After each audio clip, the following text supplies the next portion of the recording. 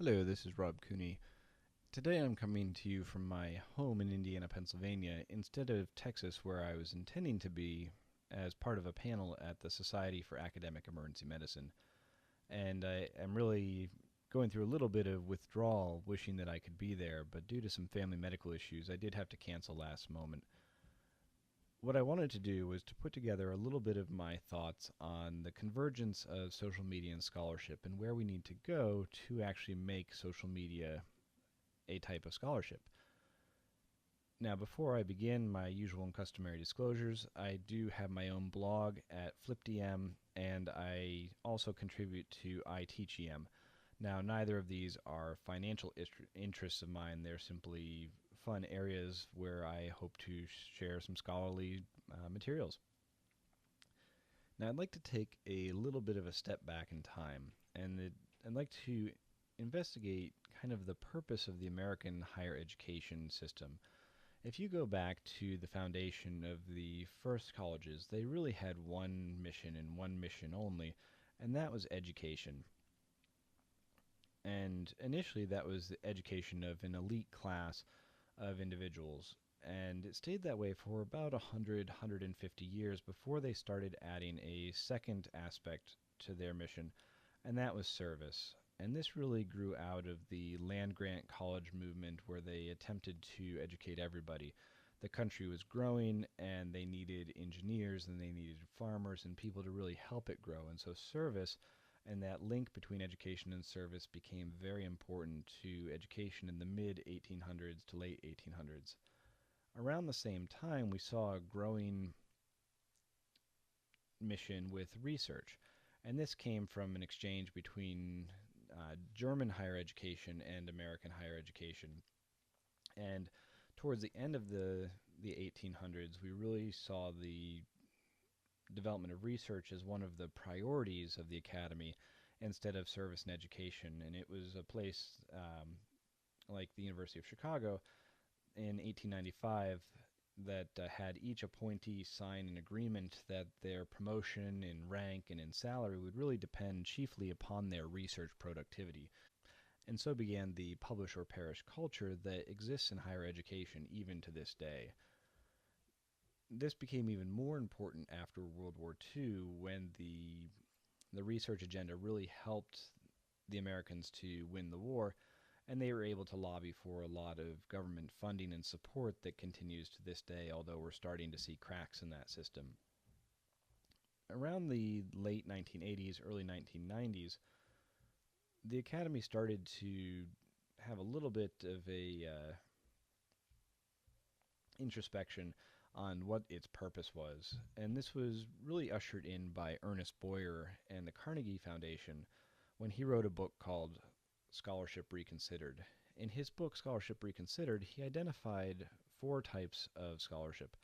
The first is the scholarship of discovery. And the scholarship of discovery is that scholarship that we're quite familiar with. It's basically research. It's trying to find out new information and what is not known that is yet to be found. Along with the scholarship of discovery, he also illustrates the concept of the scholarship of integration. And the scholarship of integration is that scholarship that occurs where fields overlap. So, for example, medical education, where medicine and education come together, that would be a ripe area for the scholarship of integration. He then goes on to outline the scholarship of application. And the scholarship of application is how do we take the information from these other two fields and apply it to real world practice? In medicine, we refer to this as knowledge translation. How can we take the information learned on the bench and apply it to the bedside? And the final type of scholarship that Boyer outlines is the scholarship of teaching. And unfortunately, this is one of the more problematic types of scholarship to define. And so one of Boyer's proteges, Ernest Glassick, attempted to outline how do we define scholarship and how do we apply quality to scholarship. And he outlined 6 points that need to be met for quality, and those include clear goals, adequate preparation, appropriate methods, the significant results, the presentation of those results, and finally a reflective critique. And when you look through the questions that he's asking within each of these, it really sounds a lot like research, and that's because it is. So what Glassick really wanted was for people to apply research methods to teaching. And so do we really define those objectives that are achievable? Do we do the background research and try to identify other pre-existing scholarship in the field of teaching? Do we use appropriate methods to implement our research? Do we measure appropriately and find significant differences? And then do we present that information and critique it effectively? Unfortunately, I think this makes the scholarship of teaching a little bit scary to some people. And so Schulman, who was then a protege of Glassick's, kind of simplified it a little bit for us so that we can kind of look at scholarship of teaching and scholarly teaching. And he outlined only 3 things that we need to know.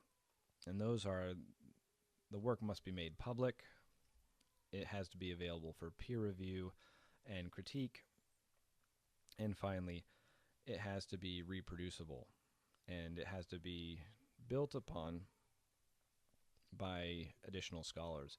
And I think when you look at these 3 tenets, this is where we start to see social media and scholarship converge.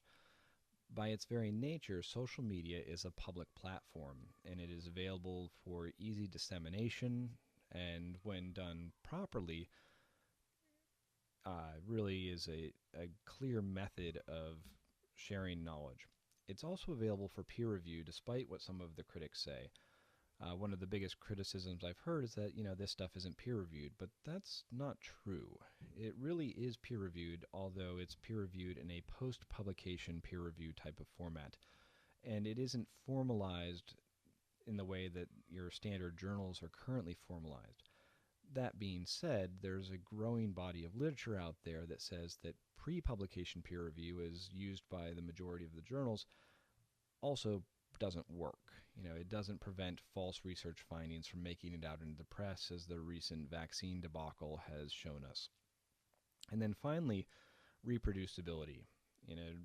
Your standard research, when you write it up in a medical journal, is hopefully easy to follow along, and if an investigator wanted to, they could reproduce it. But from a social media and from a teaching philosophy in general, reproducibility means, can I really apply this information to my learners, and can I get the same results that the creator of this scholarly teaching was able to achieve? The other thing that I think reproducibility means when it comes to social media is, are we actually approaching this from an evidence-based standpoint? There's been several podcasts out there where the speaker is recommending